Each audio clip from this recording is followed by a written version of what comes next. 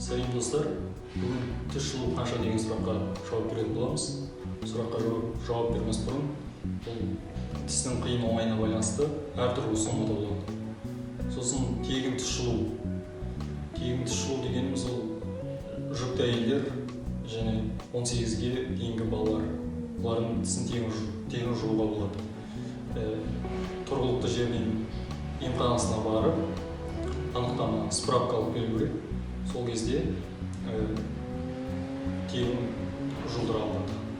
Сүт тістерді жұлу ол 3 мыңнан басталады. Сосын пародонтоз медицина тілімен, ал қарапайым тілмен айтсақ, тістердің қозғалып тұрған тістерді жұлу ол 4 мың теңгеден басталады.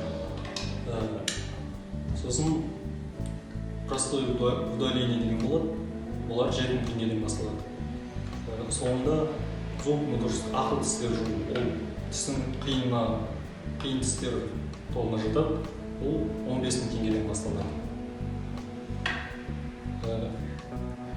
Осы тағы да стоматологияға байланысты пайдалы ақпараттар білгіңіз келсе, менің каналыма тіркеліп, лайк басып, комментарий жазуды ұмытпаңыздар.